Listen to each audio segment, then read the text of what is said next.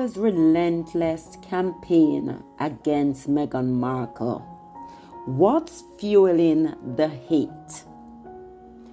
Let's take a look, guys. So Meghan Markle, an accomplished actress, humanitarian, and advocate for women's rights, became one of the most polarizing figures in modern media the moment her relationship with Prince Harry was revealed. But why? Why has the media relentlessly targeted Meghan? And what does this say about society today? Let's unravel the mystery. So from the outset, Meghan's identity as a feminist, biracial American celebrity disrupted the traditional mold of British royalty. Headlines like "Straight Out of Compton" by the Daily Mail immediately set the tone. These early attacks revealed the uncomfortable intersection between race, gender, and class in Britain. These were not just harmless jokes or criticism, one expert explains. They were rooted in systemic biases, reflecting deeper societal tensions around race and the monarchy's place in modern Britain. Earlier this year, the Daily Beast ran a story targeting Meghan's management style, seemingly to counter praise she had received in Us Weekly. The use of unnamed sources became a hallmark of these negative narratives, often aligning with tabloid journalism.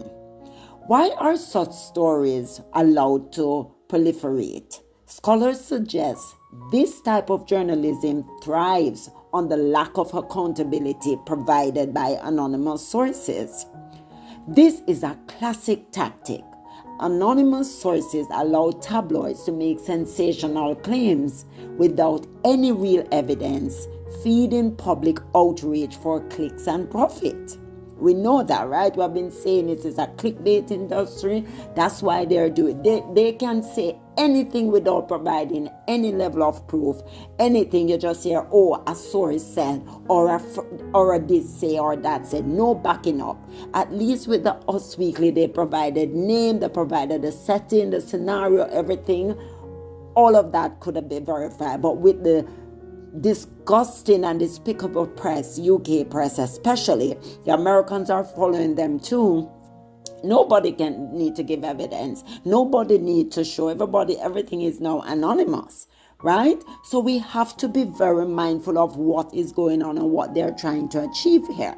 They're trying to achieve a hate campaign against Meghan because they want to blame Meghan for Harry leaving, and nobody is taking into account that Harry has an agency over himself. He's the head of his household. He's the one who made the decision. He's the one that lived in the royal family for years and have stated before Meghan that he wanted out. He's the one that carving out his own life for himself and his family. And Meghan as his wife is very supportive. And yes, she supports him in the sense that she was the perfect person then to say, Harry, let's do this, let's go.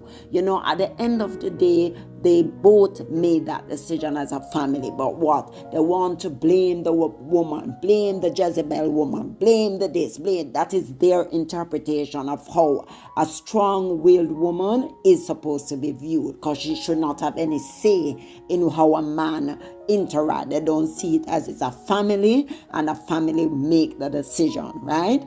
So the 2018 royal wedding appeared to mark a turning point. For a moment, Meghan was celebrated as a symbol of progress for British race relations. Yet, behind the scenes, the media outlets weaponized this same narrative, calling her inclusion a cosmetic change. Her marriage was framed as a victory for diversity, but it masked the underlying racial issues still deeply ingrained in society. Meghan became a scapegoat, embodying the struggle between the monarchy's old and new identities. Historian Hannah Healy and Laura Clancy argued that Meghan's feminist identity was strategically co-opted by the monarchy to modernize their image. But instead of celebrating her contributions, tabloids twisted their findings into headlines accusing Meghan of abandoning feminism. This twist exemplifies how discussions around feminism were weaponized to fuel public hostility against Meghan.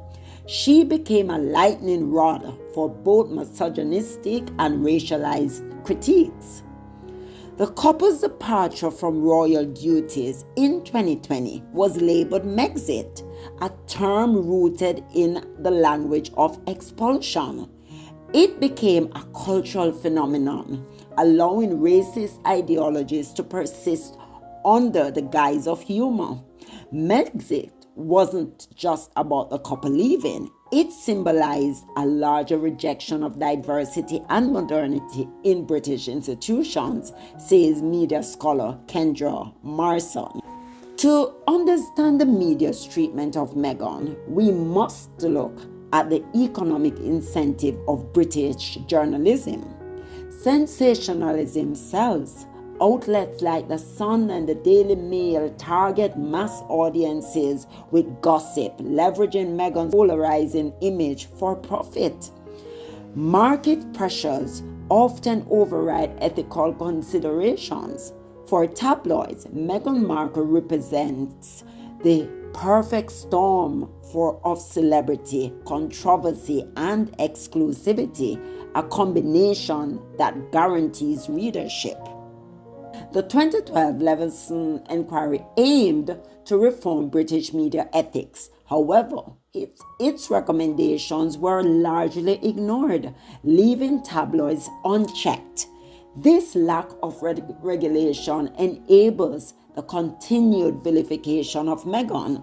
Without stronger oversight, sensationalist journalism thrives, and public figures like Meghan remain vulnerable to unethical practices. This is getting out of hand, guys, and it needs to stop. Meghan, delivering a speech, states that she's one of the most bullied people in the world, and it is true. Despite enduring relentless scrutiny, Meghan continues to stand strong. Her advocacy for women's rights, racial equality, and mental health shines through. Her resilience is a testament to her character. Meghan has turned her pain into purpose, inspiring millions worldwide. Meghan's story isn't just about her. It's about all of us. It's about confronting bias, demanding better from our media, and standing up for what's right. Let's reflect on the role we play in shaping the narrative we consume. So, guys, this is what we're talking about. These media houses are just really, they have stooped so low, it's not even funny anymore. And they will not stop. They are so abusive. Every day they come on here and they abuse Meghan and they vilify her and they mischaracterize everything about her. Everything that she and Harry do, they criticize it because they want them to fail. But guess what? They will not fail because they have a higher power that's working for them and working with them, and they will not fail. And they have people praying for them. So this narrative here, why the hate campaign is still going on years after they have left, is because it's a money-making industry. You know, as Meghan said, it might make dollar, but it does not make sense. And that is the point. So guys, thank you so much for watching. If you found this deep dive insightful, please like, comment, and subscribe. Let's keep the conversation going. So thank you guys. Let's keep it going. Just engage. Let me know your thought. Do you agree with me? Do you think there is another reason why they're doing this? Let us know. Let us have that conversation. Let it be very respectful. But yes, it's a conversation that needs to be had. So thank you. Bye.